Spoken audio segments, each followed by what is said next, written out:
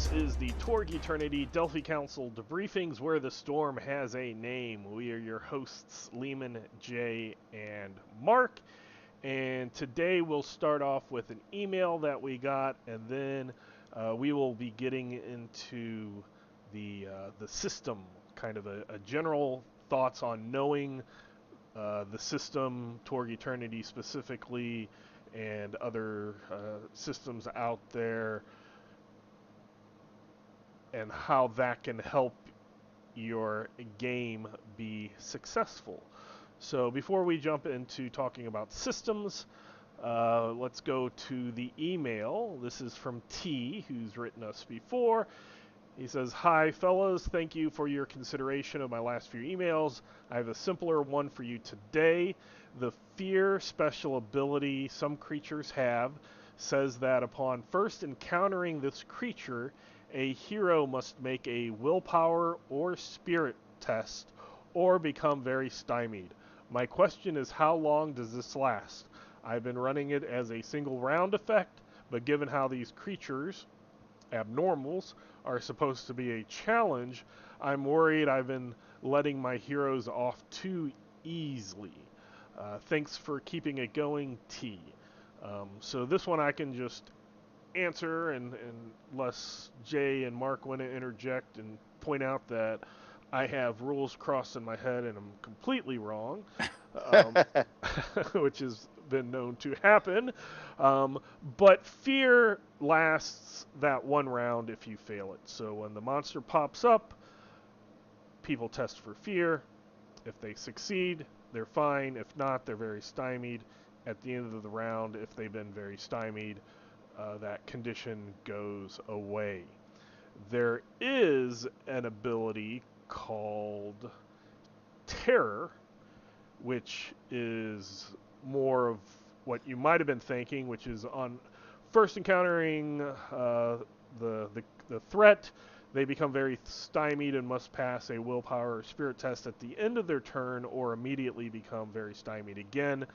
Once this test is passed, no further tests are needed. So basically on that one, at the end of your turn, you keep trying to pass it. If you do not pass it, then you remain very stymied, or the one condition of very stymied goes away and you immediately replace that with a new condition of very stymied. So did I get that right? Mostly, I think, because I believe technically it's the end of your turn, right? Not the end of the round. True, so if you had a flurry, you might get rid of the stymied on your first turn and then go again and not be stymied again, right? Absolutely, yes.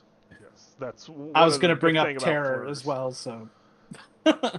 So yes, terror is not on many threats, but as a game master, if you want to bump up a threat a little bit, I would say go ahead and swap out fear with terror if you want. It is worth noting that, like, for an abnormal or something like that, those are also cause dread, I believe. So the fact that it's dread also sort of tilts things against the players, so you got to be careful not leveraging too much against them. Right. Yeah, but dread just adds dramatic scene. Yeah. It? So dramatic scenes, the cards are worse for players. Oh, sure, but the only difference is now I'm testing fear in a dramatic scene. Yeah. Right. So, okay, let's go ahead and let's talk about the different things that I think, if you know, you will have a successful game. And the three kind of things that I keep, and we'll only talk about the one today, but the three things I kind of keep in mind is know your group, which we've kind of talked about previously, but we'll get into that deeper in a future episode. Knowing the setting, which can also go into the purpose of the game, but also the system. So we're going to do the system, knowing the system. This can partially mean knowing the rules, but it's not just knowing the rules. So I'll start off as an example, because we really didn't do a lot of back and forth before, so Jay and Mark, this is a little more free flow. I mean, they might all seem free flow, but we usually take a few minutes before we start recording saying, hey, okay, here's kind of what we're going to talk about. Here's what I've been thinking about. And this time we felt that we would just riff off each other a little bit.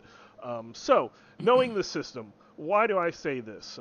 Mark brought up a good point in our very short discussion that people who have been game mastering for a long time can either on the fly remember a system, come up with a system, do something. And something that I used to say all the time as a teenager and in my 20s was I can role play using Monopoly rules. You know, because you have the times when everybody just plays by the rules, but you have the times where you're almost like people are wearing monocles and, you know, have top hats and they come to the game and they're wheeling and dealing in character, role playing with Monopoly rules.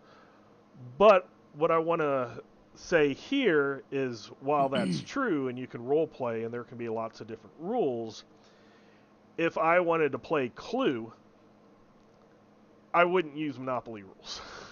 You know, I would role play using Clue rules, that type of thing. So that's kind of where I wanted to get into this, how knowing your system, kind of what the system brings to the table by itself, what its rules do, what Torg Eternity does really well, and that can help you improve your game, knowing what the good points of Torg are and its strengths. In every role-playing game, even Torg Eternity will have some points that are a little less, some cons maybe, even some negatives.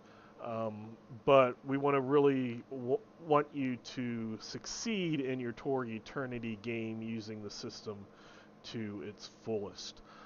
So just off of the top of your head, Jay, what would you say might be the biggest thing of Torg Eternity to keep in mind, or a big thing of Torg Eternity to keep in mind as a system?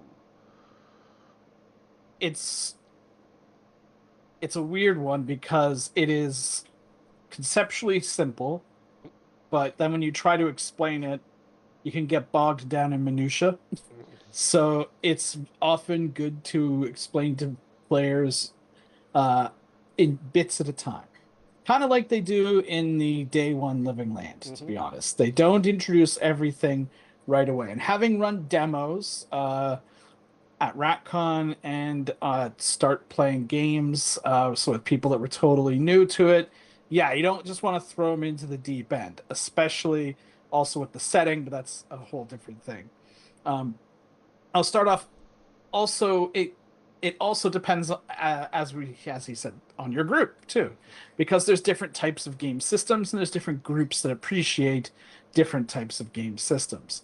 And although Torg Eternity is much more, I don't want to say generic, than classic Torg was, it's been sort of modernized and streamlined, but it is still its own flavor of game. So there are people that prefer games like GURPS or I guess D20 at this point, like as they're just a generic game that they use for everything. And then there's people that like games that have their own individual flavor, like Deadlands did, or like Blades in the Dark, or things like that. So moving into something like Torg Eternity or Savage Worlds is kind of like a best and worst of both, because you have the ability to be kind of a quasi-generic system that can be used for pretty much anything, which is important because of the very different realities in Torg. But, you know, it's also has very specific things that are just very Torg-y. So at its core, it just seems easy to remember that it's a roll and add kind of game. You roll a d20, you add a number to a number, and you see if you got over the difficulty. And that is at its core. Then you have to introduce the chart, and that's what gets people a lot of the time. So there's only a few games I've played like this, but it is important to note that it's one of the few games that when you roll the die, you're not always adding to your number. The number could go down. And in fact, the average roll is a -1, right? So you have to let people know that just seeing that they've met the difficulty doesn't mean they always are going to succeed. However, this is where I'm going to come in with my first, I guess, piece of advice is oftentimes, if as long as it's not a dramatic situation that really hinges on everything, if they have a higher number than the difficulty, it's fine to just let them succeed and not even roll for it unless they really want to know levels of success. So that's part of like knowing the system and let the system work for you so you don't have to do a bunch of extra rules. Because also, the more rules you have, the more chance for disconnection, depending on where you are. Although, and then there's more chance for rolling a ridiculous glory that makes no sense. And then you have to argue with the players when you say, like, no, this looking in the closet to find a flashlight does not trigger a glory, that sort of stuff. So that's sort of my first thing, I guess, is it's a roll and add system, but don't feel you always need to roll. Okay, Mark, what would you say about Torg Eternity as a system that might, help game masters and players make their game better? From the game master side, it helps to understand how the bonus chart works. I think the bonus chart is the biggest difference of Torg Eternity to other games. In other games, you roll a d20, and that's where you start. And then, numbers start getting added in, this, that, and the other, and then you compare it to some other number to see whether you're successful or not. In Torg Eternity, it's really, your players and GMs can get lost on the die roll, the bonus number, and the total, because all three of those are different. The die roll compares to the chart and tells you, as Jay pointed out, the number might be a negative number. So you're not always like in most other games, the number always goes up. You might have some negative modifiers here and there, but in Torg, that die roll isn't where you're starting. That number purely moves into the bonus chart that then gives you a modifier to another number. The total being the final number that you then compare against your difficulty number. And if that sounds like a barrel of fish hooks, it kind of is, which is why I'm saying that for a GM, it's a real good idea to be able to get your head around how that works and how that flows, because even players that have played Torg Eternity for a long time but don't do it on a regular basis forget, oh yeah, that's not my total, that's this number, or that's the roll, or whatever. And they drop into it and then they pick it up. For the new player, that it's going to be very different. I rolled an 18, so I beat your difficulty number of 12. No, that's not exactly right. You rolled an 18, and so we're going to compare that on the chart, which is a 5. So what's your skill number? Well, I only have a 5. Okay, well, you only have a 10 then, so you didn't beat my 12. Why not? I rolled an 18. And you see, you can get caught up in that, and that can really spiral out of control if you don't have a good grasp on it from the GM standpoint, and you're able to articulate the differences of those three numbers. From the player's side of it, this game is different because we introduce card play, and most role-playing games don't have cards. And the cool thing, I think, from a GM standpoint and a player standpoint, I think the cool thing about Torg and the cards is that it gives the players a lot of agency in the game, and they can make an adjustment to where the story is going, how things are going, how hard things are for the players or how easy things are for the players based on the cards they're holding. And a lot of players will sit there and they'll look at the cards and say, well, I don't have really good cards. Well, don't look at them as your cards. Look at them as our cards, because part of the card play is I can trade them to other players, they can trade them to me. And so if you look at the 4 cards or the 5, depending on where you're playing, if you look at them as these are my cards, that's all you get as help. Yeah, you're going to be limited. But if as a player you look at those cards there, because it's not secret, it's not like we're playing Go Fish or something and I don't want you to know what I got. It's super, super, super helpful for everybody at the table to know what everybody else has in cards. And if you've ever watched the Twitch live stream when we were doing it, or anybody play this game, anybody who's a veteran playing it will go, "Hey, I need a play. Anybody got a basic bonus? I need a willpower card. I need 2 more points. Who's got a supporter?" And if you've got these cards in your hand, playing them or trading them to the person who needs them when they need them helps the whole group, because when you need that help, the other person trades it to you. And so it becomes this free flow of assistance. So rather than, if you've got 4 people sitting at the table, rather than 4 cards in your hand, now all of a sudden there are 16 cards sitting on the table that everybody has access to, following the rules of the game, etc. But that makes your party more powerful by geometric levels, by exponential levels, because you've allowed everybody's card to be available for everyone, rather than sitting there going, "These are my cards and you can't have them." So I realize that most role-playing games are cooperative, but the card play is an aspect of cooperative role-playing play that a lot of players have never experienced before, and they fall back on "these are my cards and you can't have them" kind of idea. And you need to step into that idea where these are our cards, and because the game's very, very player friendly, and it encourages the GM's not going to go, "Well, you don't know what you need." It's very, very player friendly, very meta. And when I run, you always know the number you need, with very few exceptions. If I haven't told you, ask, I will tell you. And if you're 3 off of a good success, then I'll tell you how far you are off of the next level of success, so that you can make the decision whether or not you want to spend your resources, because ultimately the game, the team success comes down to how you manage your resources long term. Just be open to that idea from a player standpoint. I will also point out that was a good, and I believe we've talked about it before, about this is our cards, not necessarily these are mine, Yeah. my precious cards. That is very different than original Torg. Classic Torg, specifically when they talked about the decks and the card play, they said keep it a secret so that you can surprise the other players when you play the cards. But Torg, I don't know that we ever played that way. But Torg, classic Torg, was, again, the systems at the skeletons, the outline, the basics are very much similar.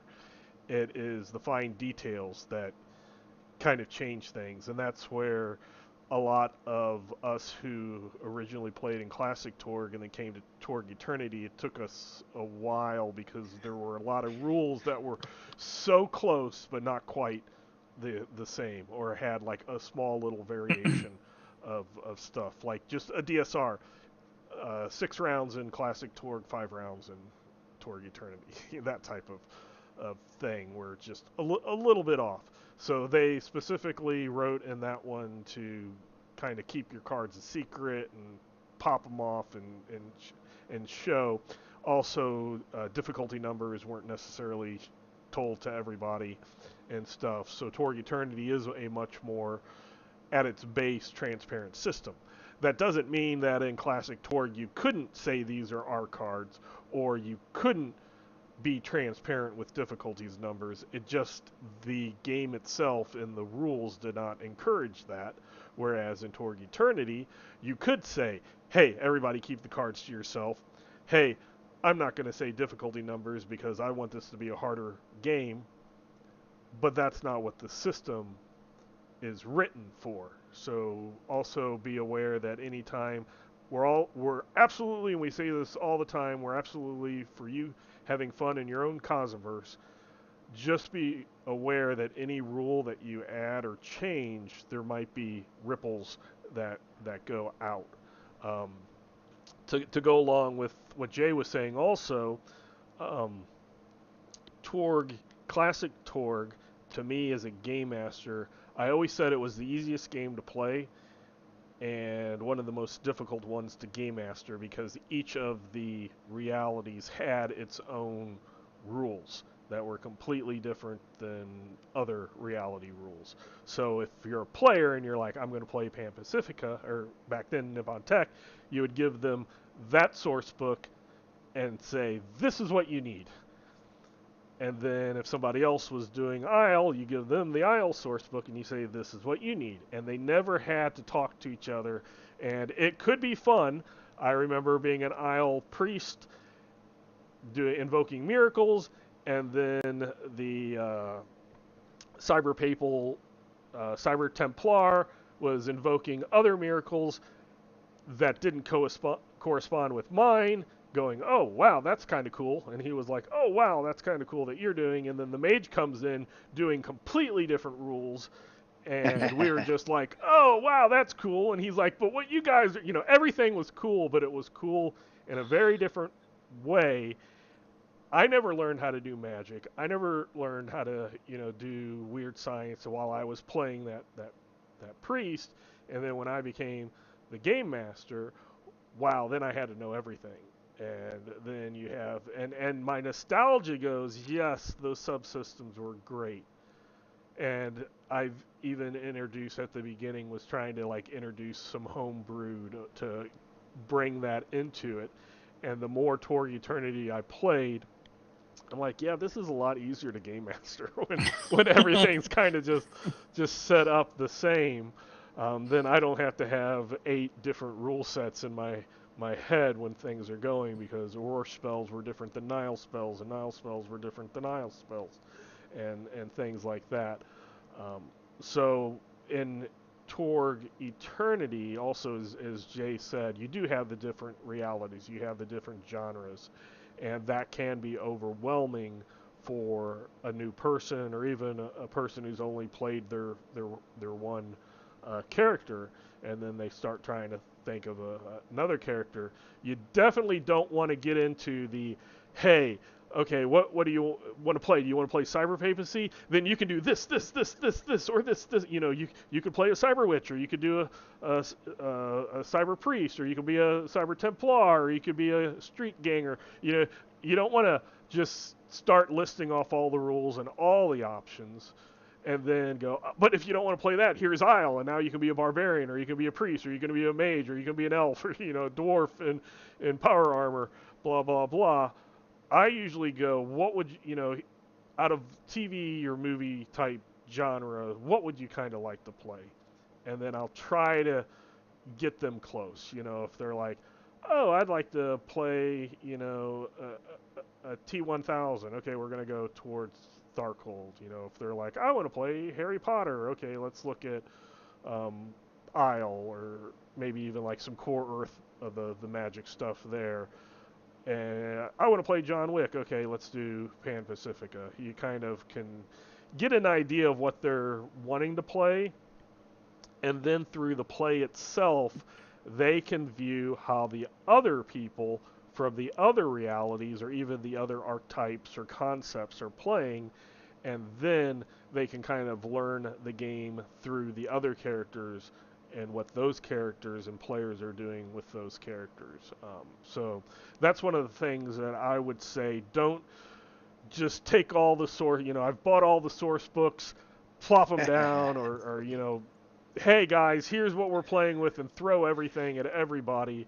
You'll have a lot of confused people for a long time. The interesting game I had, as everybody knows, I love my big groups, and I had a group that we had 8 people in, and they were all like, what do you want to play? I don't know.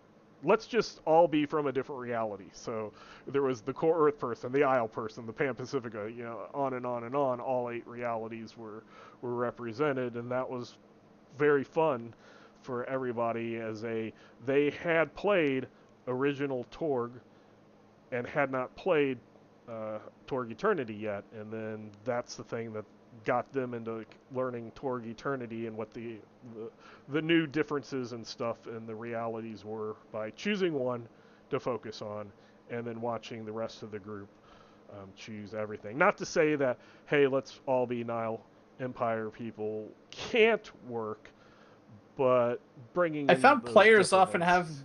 a reluctance to be the same thing, Yeah, yeah, even when there's no problem. Like you could all be from the same reality, you know. You could even be the same archetype, right, you right, know, and be and different. still be different characters. Yeah, But I think you run into a problem when you have two players from the same reality, unless you're going to have all the players from the same reality and then pick that team up, right? Because then you get people stepping on each other's toes when you got, oh, I want to be a dwarven spellcaster or a dwarven. I the want to be a rune. dwarven melee character or a rune. I can't. My brain has just left me. Dragon Warrior. There we go, Dragon Warrior. I want to be a dwarven dragon armor in dragon armor, running around doing all that. So do I. And now you have two of them. That to me is problematic in the game versus. And that's God, why I released a book that had new perks for Dragon Warriors, so you could have multiple playing at the same time.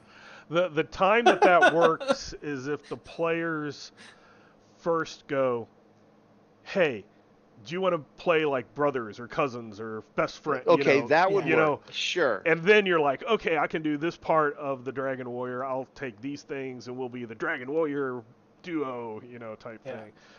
That tends to work rather than I want to be a Dragon Warrior. Oh, I want to be a Dragon Warrior too. And then you have, instead of cooperation, Yes, I'll be the cleric. You're cooperative instead of competitive in that. So Jay, any other or your next point? Yeah, I wanted to actually kind of come back to something Mark was talking about, the cards. Mhm. So the Destiny deck Yes. specifically. Especially when you're the player cards versus the GM cards. well, yes. Well, I mean, Cosm cards are player cards too. But Yeah, I'm specifically talking about Destiny cards. Yeah. The ones in your hand that you have to worry about pooling and everything. Yep. They are probably one of the best things about Torg, but can also be one of the worst things about Torg in certain situations. So you just have to be able to navigate it as a player and a GM. When Torg first came out, Torg Classic, that is, like the cards, being able to do things to change the story was a pretty big deal. I'm sure there were narrative games. Pretty sure Amber was out then. Yes. Yeah. So it wasn't totally new, but for this type of a game, it was a pretty new idea to let players play cards and say like, "Oh, actually, that's my nemesis from back in the day." Or opponent fails, you just fail. Yeah, that kind or of connection stuff, right? card. I got a connection here that's going to help me. Yeah. But since then, there's plenty of games that have it, not necessarily tied to cards, but there's a lot of narrative first games that will let players just introduce things all the time. Not all the time, but there's usually some kind of a cost. But the players are much better able to add to the story directly in a lot of games like Apocalypse World, Fate, Blades, all kinds of these things, right? So sometimes Torg can feel a little fiddly and a little board gamey or card gamey. There's been times when people are talking about trading cards, and trading cards is good. Like Mark said, it's how experienced players make the most out of their hands by sharing and trading. But sometimes you're just sitting there in a combat and it's like, okay, they've been talking about their cards for like 5 minutes now. Like, let's just get on with it. Come on. And then when it's like, oh, what should I pool? And like all of these things, it adds a bunch of extra overhead that some players aren't necessarily ready for. God help you if you're doing it on a virtual tabletop where you have to have some kind of thing. So just be aware that sometimes the Destiny cards can be a great friend. They can bring in really cool and some of the most dramatic and memorable situations you'll have in your game. Sometimes they can bog things down and it can make it into a slog. And sometimes players will play cards that really make no frickin' sense at the time, and you need to be able to make a call on it. And sometimes it's also good as a player to know that, hey, this card, yes, I could play it now, but should I? Right? Just be aware of the rest of the group too. So that was the next thing I just want to talk about, the cards, since Mark brought them up too. But they are really good, but it is something to be aware of how it works. Be aware of how many cards everyone should have in their hand. Be aware that outside of combat, players could trade cards however they like, but they do always have to trade a card for a card. Right. And then in combat, they can really only trade pooled cards. Make sure you're upfront with how you do it. I've seen some people do it that after you've taken your turn, you can pool a card. I've seen some people do it that after you've taken the round is over, then everyone pools their cards, which can change how the trading aspect of the game works. And it's probably very much linked to having a large group or not as well. Yeah, I mean, I have other things on the list, but that was the main one. Yeah, I did want to add just a side note when Mark was talking, because we're talking about cards. When Mark brought up the R cards and you're able to trade, that also makes it so even the so-called bad cards or the cards that don't fit the situation can be useful, because at least they could be traded for something, and then it's better. I'd rather have a drive offensively while we're crawling through a cave than no card. Because at least I could trade that to somebody else to get something that could help me, and then they could take that and trade it to somebody else to help them until that's the last card standing, basically. But at least you have a card to trade, because there is that one-to-one. So let's go back to Mark, some other aspect of the system that players and game masters might want to think about to make their game better for themselves. I like levels of success. One of the coolest things to me about Torg Eternity is it's not cut and dry. Did you get it or not? In most games, you either succeed or you don't. And the thing that I think a lot of GMs skip on levels of success is they'll cover standard, good, and outstanding, but what about failure? And they don't ever, take into account. Well, I gotta take into account what happens if they don't succeed. So from a GM standpoint, never, in my opinion, if they succeed, they succeed. Don't bury actual success at a higher level. Bury extra stuff at a higher level. Because if your difficulty number is a 10, that's a standard success. So they succeed. So whatever thing it is that you, as a game master, like, I got to get the MacGuffin, and I got to get these 4 different kinds of widgets that I have to assemble into my MacGuffin, and all 4 of my widgets are hidden behind these things. Well, don't take that widget that is required for the advancement of your story and hide it behind a good or an outstanding success, because they didn't actually succeed with a good. They only got, if they got a standard success, but you didn't give them what they needed, they didn't succeed. If you're, well, I don't want to be that easy. Okay, raise your difficulty number. But if they beat the number, they succeed. So that's number one. The other thing is, think through it, and everything doesn't have to have standard, good, and outstanding successes. You can make it, they just succeed. You don't need this, levels on this one. You just succeed. And that's fine. You as a GM get to determine when you want to do that. Understand that because the game is very player friendly and it encourages meta, you should be open to your players knowing that greater levels of success on whatever this test is here has greater levels of reward. They get to decide whether they want to put more resources into it to get to those greater levels. Because what will end up happening is you'll put story elements behind. That's what they succeed on a standard, and then you hide. What I do is you hide story elements behind the good and the outstanding. And if they just want to move the plot along, minimum success, fine. If they want to find out backstory behind the bad guy, or clues behind how to beat the bad guy, or more neat stuff about the nightmare secrets, or sometimes spoilers on the next episode coming up or whatever, or the next act or whatever, good and outstanding successes are great places to put that information. And when they roll on, no, you don't need to don't spend cards or possibilities. You got it on a 10. That's all you really needed.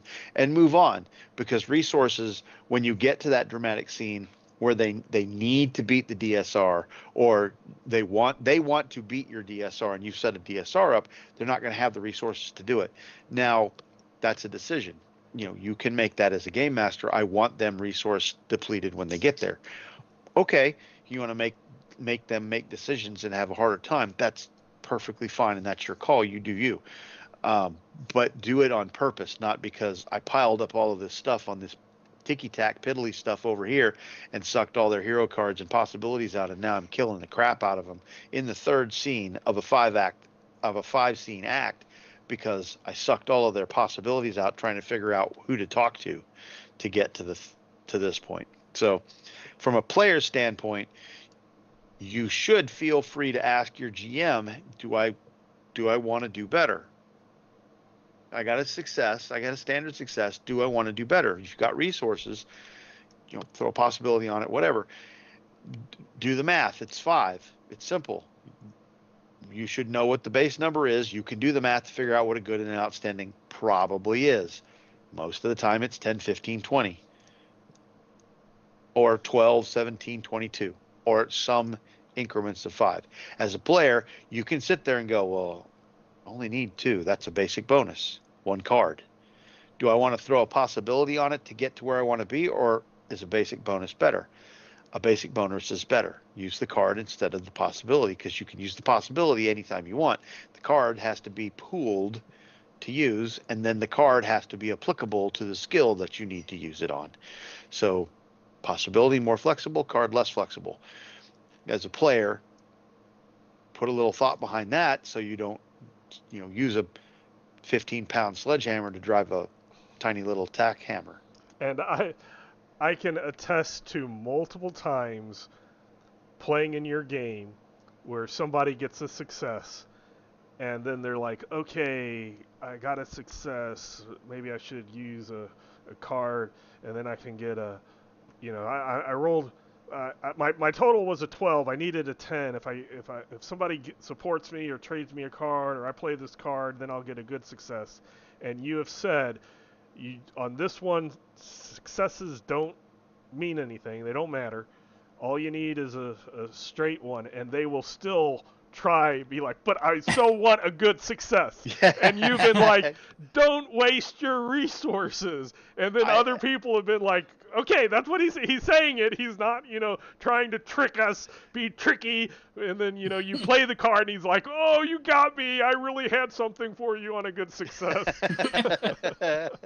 So Torg Eternity is very much set up. And again, you change things, that's fine. Just be cautious of what those ripple effects are. Torg is transparent. If your game master is telling you there's nothing better, don't spend your resources, it's probably a good idea not to spend it. If then they do that, if you would have ignored my advice and got there, then you might think about, okay, what type of game are we playing here? Are we playing, normal Torg Eternity, or are we playing players versus game masters, guessing, math guessing game, the game. But yeah, I just wanted to bring that up because as soon as you started talking about that, I was reminded of multiple instances where that had occurred, because we are so accustomed to there being good and outstanding results, especially when like every spell, every miracle, every psionic power, has a good and outstanding. So you always are trying to strive for those higher ones, knowing when to fail and say, okay, I'm just going to fail is also a thing in That's a good one. Torg Eternity as a system to be aware of. I can roll a 2, and if I'm not mishapping and I'm not a 4-case contradiction, I can sit there and go, oh, I could roll an up, and if I can add a possibility, and if that does good, I have a hero, and I have these bonuses and stuff. But then it's like, if you do that, are you gonna succeed at the level that you want? if you're just going to hit and your base damage for your weapon without bonus dice is not going to be able to damage the target because we know the difficulty numbers, we know the toughnesses, hitting it's not important unless that card that you might get on attack as an approved action is worth whatever resources you're willing to put into it. But there are those times where it's like, I rolled bad. Yes, I could throw a bunch of resources in it, but it's unlikely that I'm going to be able to do anything significant with it. And then just accept the failure that round. Next round is another die being rolled, another chance that you have. But so you bring up a good point there on an improved action. This comes up a lot. And routinely, you got to remind folks. And when you remind them, they're like, oh, yeah, that doesn't make any sense. Improved actions for those, when the drama card comes up, it has, taunt or trick at the bottom. That's an approved action. And if you successfully do that approved action, you get to draw a card, right? So you add a card to your hand. Players get caught up in the idea that, oh, I gotta succeed at this so I can succeed at the approved action and get a card. And I need to play a possibility to do that in order to the way that I'm going to do that is play a possibility. Well, okay, let's step back and look at that. What are you doing? You're taking the arguably the top tier resource, a possibility that has the most flexibility and the most power, and converting it into the lowest tier resource, a single card that's only applicable to whatever the card is applicable to. Don't do that. There's no reason to convert a possibility into a card. Just accept the loss and go, oh, I didn't get it, and move on. Even a hero or drama card, which can be used as a possibility in a combat, you still need to have pooled, so the possibility is still better than that. Yeah, make a calculation and know when to take your loss on that. So we'll move over to Jay for another point. I did want to comment on the whole levels of success thing, because you mentioned failure. That is so true that it never gets thought of. Especially sometimes even in published adventures, there'll be a DSR and what happens if it doesn't work? Who knows? They're all dead? I don't know, right? But heroes don't fail. Because you can roll a 1 on a step D, and then and you're like, yeah. Got nothing. Yeah, it's rare, but also just for regular rolls. And I know it's sort of been the big thing lately is to get rid of no's in RPGs. Failure doesn't happen; it's just a yes, but. It really depends on what game you're playing, but there is room for that in Torg, I think. So as an example, in the past couple of weekends, I was running some games for Torganized Play. And there was a very minor thing at the very beginning when I'm like, oh, it'll take them 5 minutes to get past this. No biggie. Where they're going into a walled city and there's a wall and they just have to either go through a gate or climb the wall to get in. And in all 3 games, this led to 20 minutes of discussion. But my internal way I had this figured was if they succeed, they get in. If they get a failure, they still get in. But a Nile patrol will see them. To fail forward. And that's it. Yeah, it's a fail forward. They will have troopers on them, but they still got in. So that's something to also think about. As Mark said, don't accidentally screw yourself by making the adventure come down to a die roll, because as Leamon said, a mishap can happen, and it will. It will at the wrong time. Yeah. And they'll be going, yeah. Now what?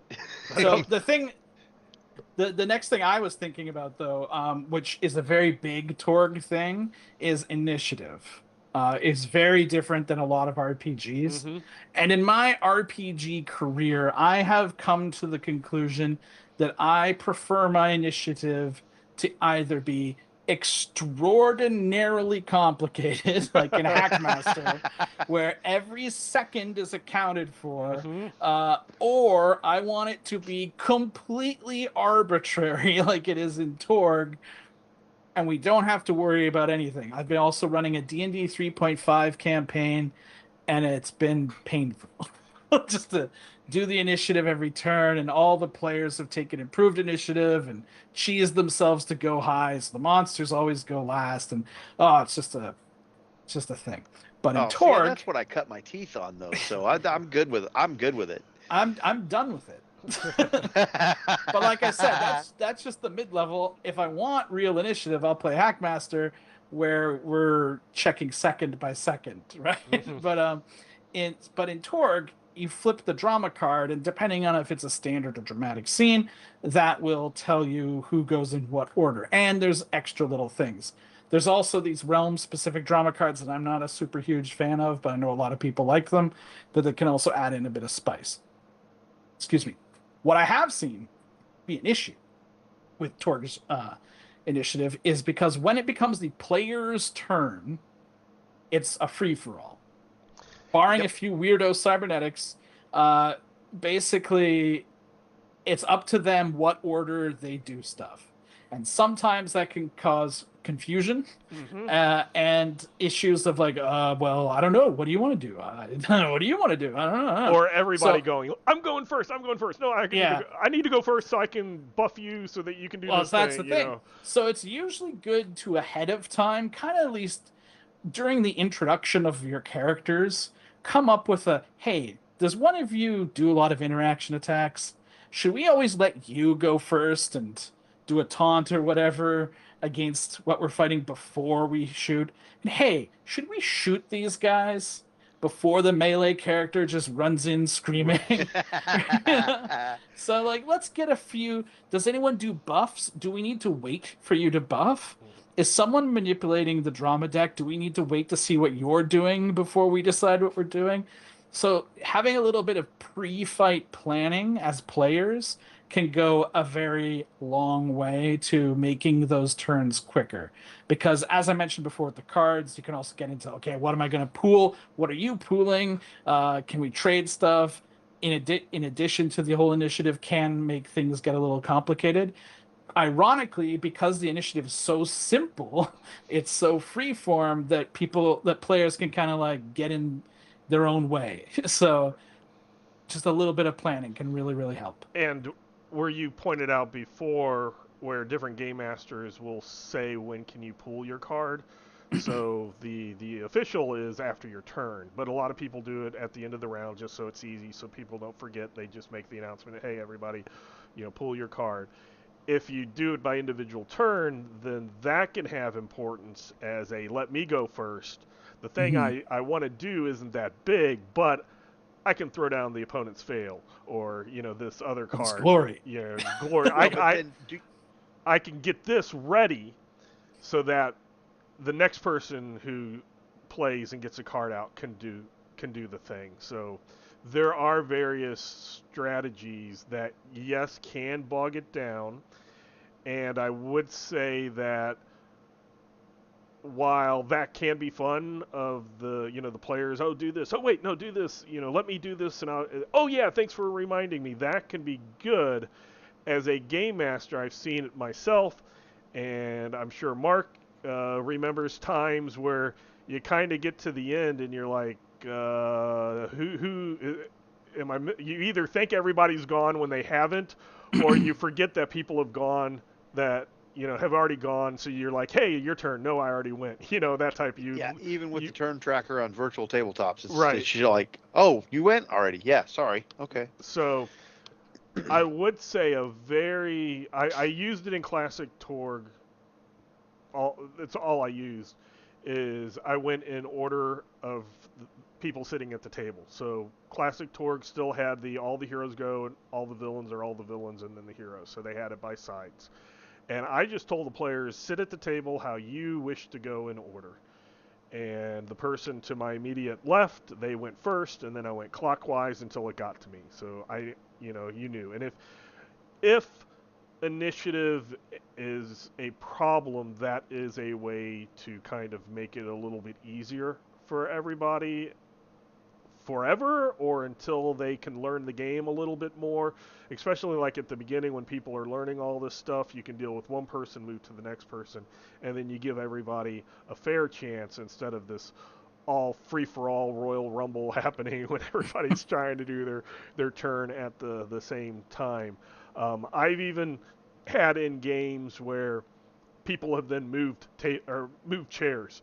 You know, like I was here, but now I want to do this thing, and then they would get up and they would switch chairs with somebody else so that they could do their thing, in that order. But it just made things move faster. In Torg Eternity, my players luckily have been very experienced with classic Torg or picked up Torg Eternity very quickly, that the free Royal Rumble, no holds bar type initiative has worked.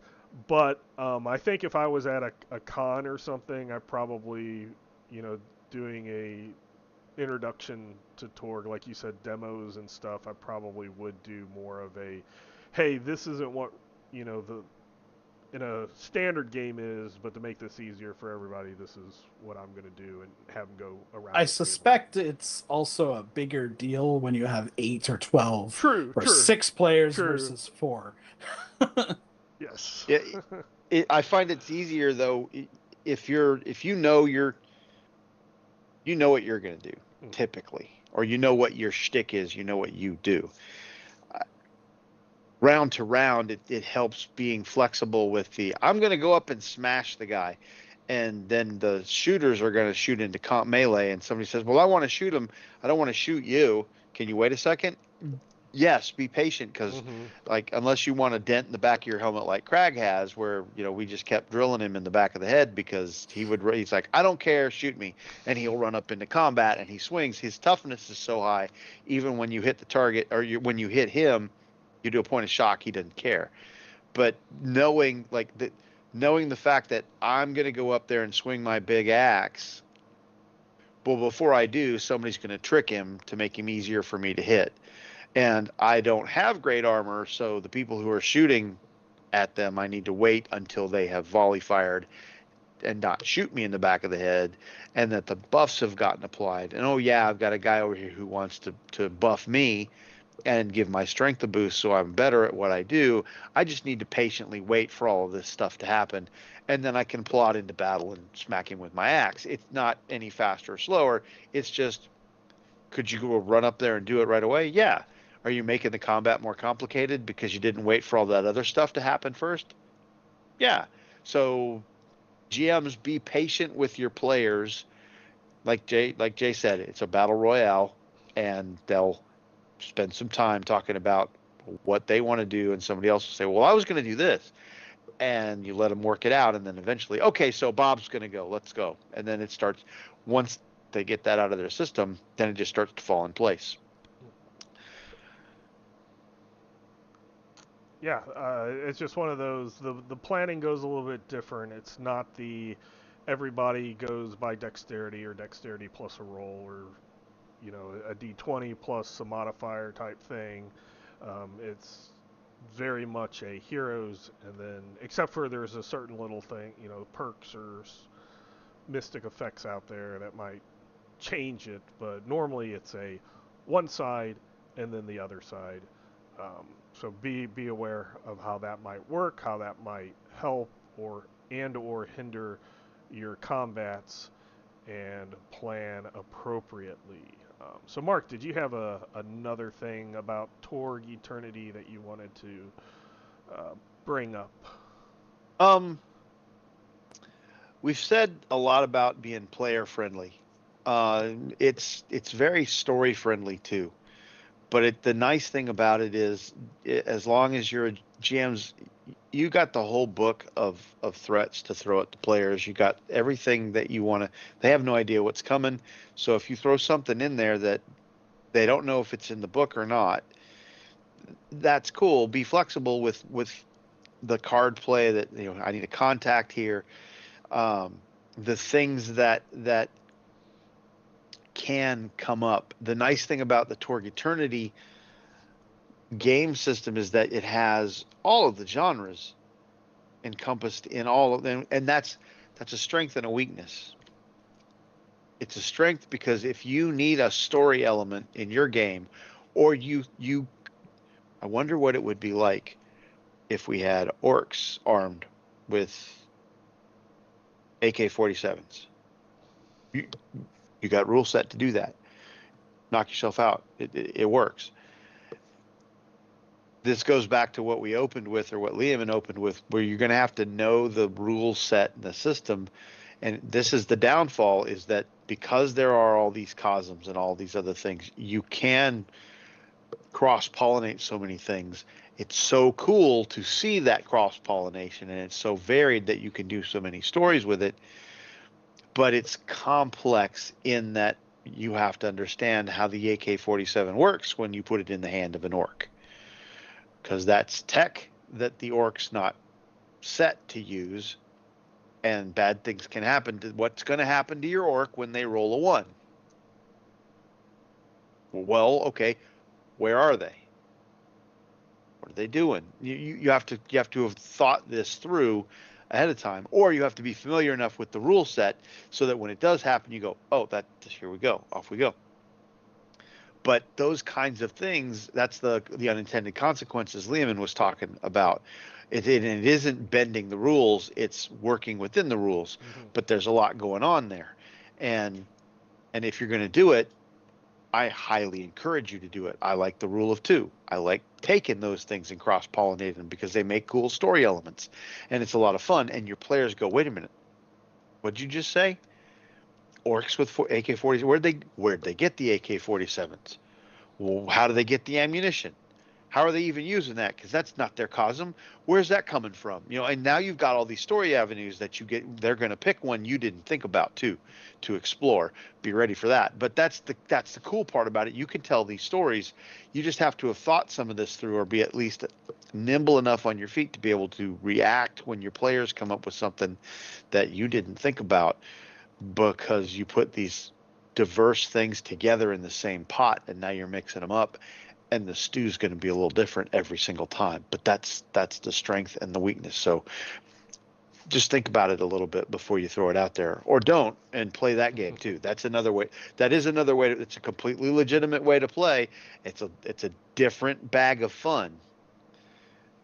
And I encourage you to try that once or twice too, and then you'll figure out which way you like better, and you'll do it that way the most. But that's the fun thing about Torg, is you can do that any way you want. So Jay, any last thoughts about the Torg Eternity system? The last thing I was going to talk about was possibilities, but I think Mark kind of covered a bit of most of that earlier. But just basically, like, the thought, like bennies or points, fate points, like, whatever, they're pretty ubiquitous these days in a lot of RPGs. But I do like how in Torg possibilities have an actual in-game reason to exist, like they're an actual thing. But yes, know how to value your possibilities. And this kind of also goes with the group and the cosms as well, because a lot of it will depend on your groups. I have noticed organized play groups are very hesitant to play cosm cards for the most part. And they tend to not have that many possibilities in these games, or run out pretty quickly. My home game, they love those cosm cards and will screw each other over happily with them to get more and more, and will often end a game, like an act, with like 6 possibilities each. So they're usually completely filled. So for my group, they spend possibilities before cards. Mm-hmm. Like, to them, possibilities are worth less than cards, because they have so many ways of getting them, it seems, including cards, right? Throw a nemesis down, bam, you got 3, right? Whereas other groups are possibility starved, and they want to save those because those can be used for the most important soaking, as well as as Mark mentioned, there's many situations where you cannot use your cards because you haven't got them pooled yet, or what have you. or you need to trade stuff, because many cards will only affect the person that played it as well. So there's a lot more limiting factors, whereas possibilities are just sort of good for everything. Um, so that's something to think about. You will have to kind of watch your group, and it will very much inform your opinion on giving possibilities for outstanding role play, excuse me, or cool stuff, which is alluded to and like specifically mentioned in the Torg core book. But in my home game, they don't get any of that. No, mine right? No, Like, I don't either. yeah, because they're swimming in them. But especially if it's a demo game at a con or like a organized game where there's newer players, you might want to give them out just to get people excited and reinforce the different cosms as well. So the possibilities are another carrot that you can use if it's coming down to that. And the other thing, which this may almost sound like the opposite of what I was just saying, but they lose them all at the end of the act. So it doesn't really matter if you just give them a ton, for that final battle. If they have a bunch, fine. And if you're a player, there's no reason to hoard them at the end. In that final battle, I mean, Shreemon will want to keep one, maybe two, for that soak test if you need it. But, spend them. You can't take them home. It's not classic Torg. They're not experienced. Right. So, spend them if you got them, is what I would say. Yep.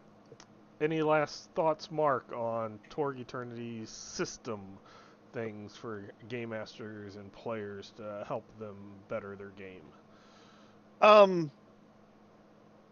I would just say that it's,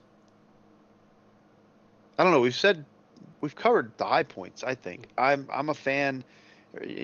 Y'all know I like the story more than I like the crunch, and I think the crunch is there to serve the story, not the other way around.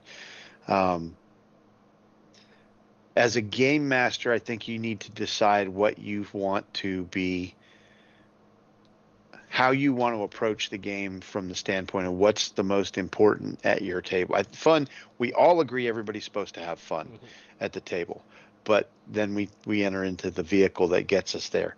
And is that going to be telling a compelling story that everybody gets to participate in and become the heroes and the protagonists and whatnot in? Or is it going to be we're here to roll dice and beat stuff down and watch our characters do the cool things that we've built into them based on the rule set? Both are completely valid ways to play. I'm not saying one is better than the other. I play for the story because that's the thing that I like the most about it, but I recognize other people like to crunch better and they like to do the thing and roll a lot of dice and total it up and see a bunch of stuff and then succeed at the end. So how do you want to, as a game master, understanding what you found valuable in the story will tell you where your strength and your weakness is and let you approach it from the standpoint of understanding what you're good at and what you need a little work on.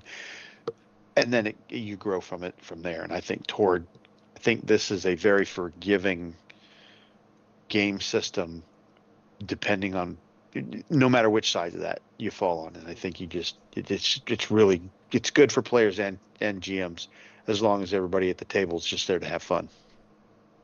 Okay, so hopefully this gives everybody some food for thought about how Torg Eternity as a system can be used to make your game better for your table, and some of the things to look out for and to think about, and give your players that information if you kind of see them hesitating or something. The last thing I wanted to say was kind of like where Jay, you were talking about your group in organized play that are hesitant to play Cosm cards.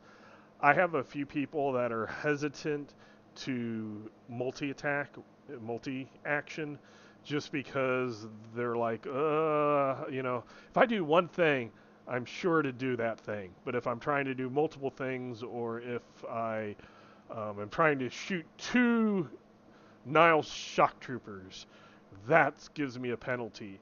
And being able to show that those shock troopers' difficulty number is only an 8 or a 7, or a decent roll, a decent card, and they don't have armor or whatever, you're gonna probably take them out, and show that can happen. So that's another thing that I would highly recommend game masters and players to kind of understand how the multi-action and multi-attack work, and that you might not want to do it when you're going up against the main villain of the story, but if the main villain has his squad of 10 Nile shock troopers, taking out quite a few of those is something that is readily accessible to the ordinary Storm Knight. So don't be afraid